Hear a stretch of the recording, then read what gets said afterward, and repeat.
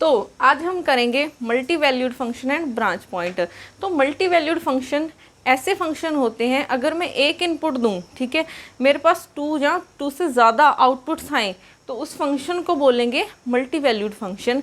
हम इसके एक एग्जांपल करते हैं। जैसे मेरे पास z होता है x प्लस आयोटा y, ठीक है, तो मैं इसे पोलर कोऑर्डिनेट में लिख सकती हूँ r e raise to power iota theta, ठीक है। अगर मेरे पास अंडरूट z हो, ठीक है, तो ये क्या बन जाएगा, under root r e raise to power iota theta, ठीक है, तो ये बन जाएगा, लिख सकती हूँ मैं इसको, ठीक है।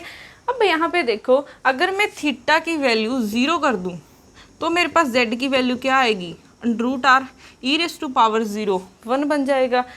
पैरेलली अगर मैं थीटा की वैल्यू 2 पाई कर देती हूँ तो मेरे पास क्या आएगा, z की value under root r e raise to power, यहाँ पे क्या आ जाएगा, 2 से 2 कट जाएगा, तो e raise to power iota pi कितना होता है, -1, तो z की वैल्यू क्या आ गई, -r, ठीक है। अब यहाँ पे देखो, अगर मैं ग्राफ में देखूँ, ये x है, ये y है, ठीक है।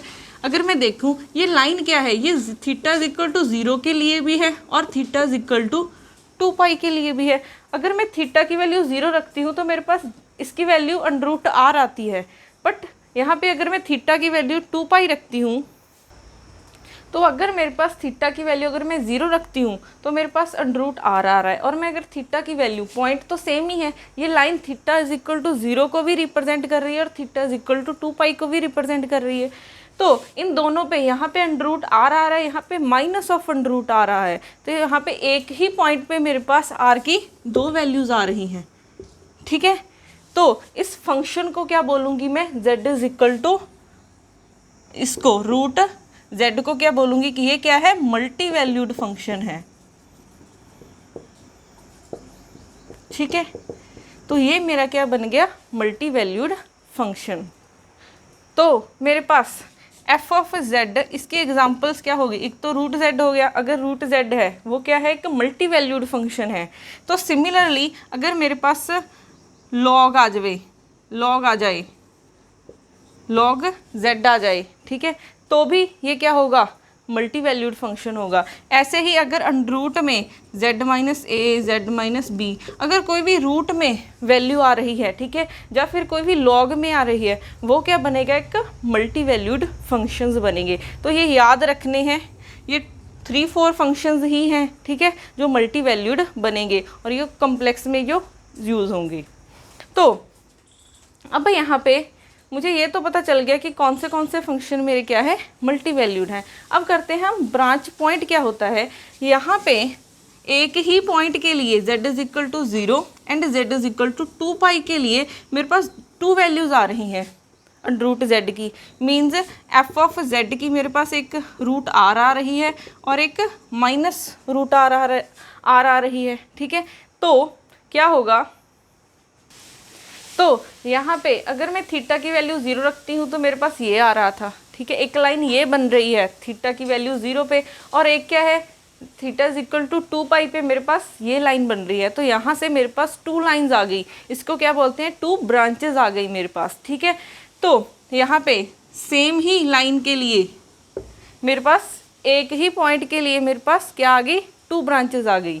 तो यहाँ पे अगर मैंने फंक्शन को, मेरे पास कोई f ऑफ z है, ठीक है, अगर उसकी एक ही पॉइंट पे 2 वैल्यूज़ आ रही हैं तो वो तो सॉल्व नहीं होगा। तो उसको सॉल्व करने के लिए हमें एक पॉइंट पे एक ही पॉइंट चाहिए, ठीक है। तो हम क्या करेंगे, एक ऐसा कट बनाएंगे, ठीक है। तो एक ही, अगर मैं एक पॉइंट पे मेरे पास एक ही वैल्यू आनी चाहिए तब इंटीग्रेशन मेरी सॉल्व होगी, ठीक है। तो अगर यहाँ पे तो मेरे पास 2 वैल्यूज़ आ रही हैं एक ही पॉइंट पे, तो इसे सॉल्व करने के लिए हम क्या करेंगे, एक ब्रांच कट बनाएंगे। जो मेरे पास ये 2 वैल्यूज़ आ रही हैं इसको हम एक्सक्लूड कर देंगे, ठीक है। तो यहाँ पे अगर मैं बनाऊँ, ठीक है, ये इन्फानाइट, क्योंकि z की वैल्यू मेरे पास x की वैल्यू फिक्स नहीं है तो ये इन्फानाइट जाएगा। तो ये मेरा क्या बन गया, एक कट, जिसे बोलते हैं हम ब्रांच कट।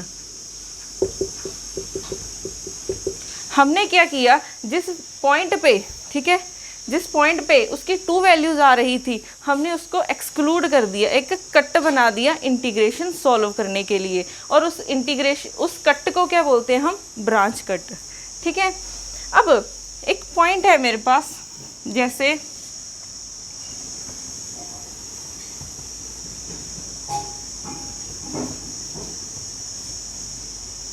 यहाँ पे अगर मैं देखूँ, अगर मैं r की वैल्यू 0 कर दूँ, ठीक है, तो z क्या हो जाएगा मेरे पास 0, f ऑफ z है ये मेरा।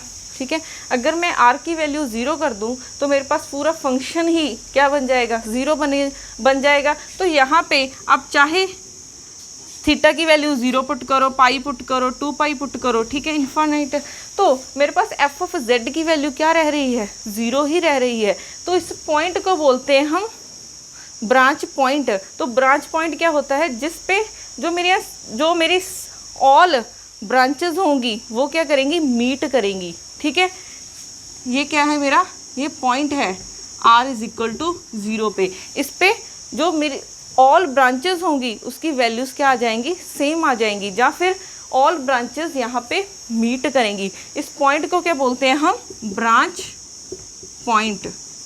ये ब्रांच कट था मेरा, ठीक है, ये क्या है, ब्रांच पॉइंट।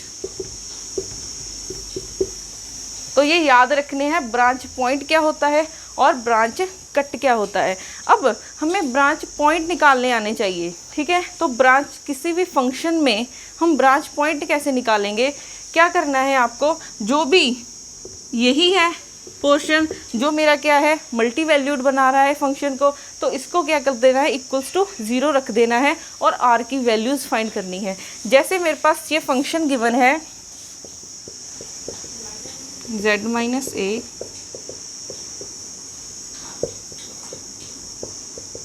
ठीक है, सपोज कर लिया मेरे पास ये फंक्शन है, तो इसके ब्रांच पॉइंट निकालने के लिए हम क्या करेंगे, जो ये पोर्शन है जो इसको क्या बना रहा है, मल्टी वैल्यू। ठीक है, याद रखना है जो अंडररूट में हो या फिर लॉग में टर्म प्रेजेंट हो वो क्या होंगे, मल्टी वैल्यूड फंक्शन बनेंगे।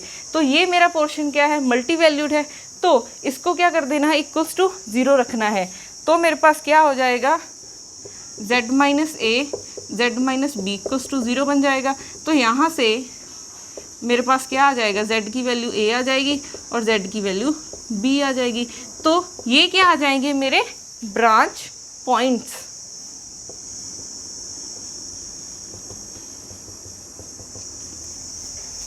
ठीक है, तो ऐसे हम ब्रांच पॉइंट निकाल सकते हैं। अगर मेरे पास एग्जांपल हो, जैसे f ऑफ z की वैल्यू है z minus 3 and z minus 1, ठीक है, तो यहाँ से अगर मैं ब्रांच पॉइंट देखूँ तो ब्रांच पॉइंट क्या आ जाएंगे, z की वैल्यू एक तो 1 आ जाएगी और एक z की वैल्यू 3 आ जाएगी। ठीक है, तो अगर मैं इसको प्लॉट करूं,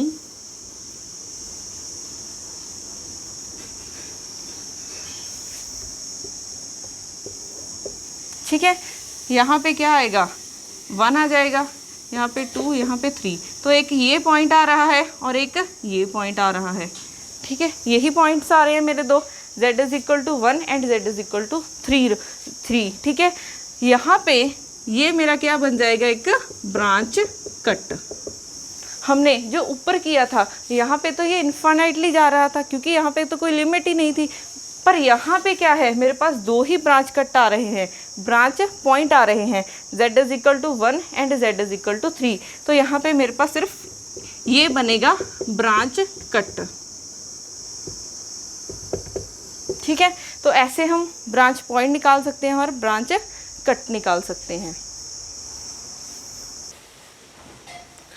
तो अब तक हमने किया कि मल्टी वैल्यूड फंक्शन कौन से हैं। ठीक है, तो हम ब्रांच पॉइंट कैसे निकालते हैं। ठीक है, तो एक चीज़ याद रखनी है कि ब्रांच पॉइंट है जो मेरा, ठीक है, वो पॉइंट ऐसा है जिस पे फंक्शन मेरा एनालिटिक नहीं होगा।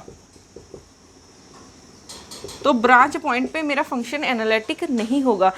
तो जो ब्रांच पॉइंट होता है उस पे रेजिड्यू ऑलवेज 0 होता है, ये याद रखना है आपको। रेजिड्यू क्या होता है, 0। तो अगर आपके पास कोई कंटूर गिवन हो, ठीक है, कंटूर गिवन है। अगर मेरे पास ब्रांच पॉइंट यहाँ आ गया, ठीक है, अगर ब्रांच पॉइंट यहाँ आ गया तो यहाँ पे आपको रेजिड्यू निकालने की ज़रूरत नहीं है, तो आप सीधे ही बोल सकते हो कि उसका रेजिड्यू क्या आ जाएगा, 0। तो याद रखना है ब्रांच पॉइंट पे रेजिड्यू 0 होता है और फंक्शन भी एनालिटिक नहीं होता है उस पॉइंट पे। तो हमने किया था, तो ये तो ठीक है, याद रखना है, बहुत इंपॉर्टेंट प्रॉपर्टी है, आप सीधे ही क्वेश्चन में यूज़ कर सकते हो। एक हमने किया है कि अगर एफ ऑफ जेड मेरा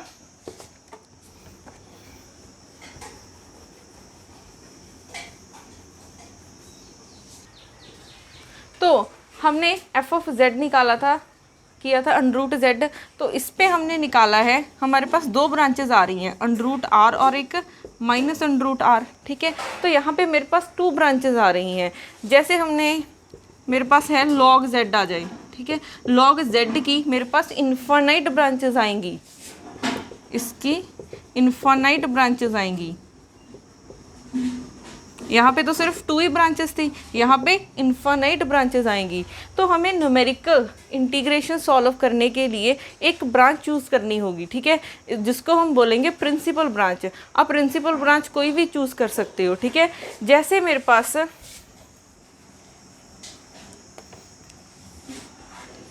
ठीक है, अगर मेरे पास ये है,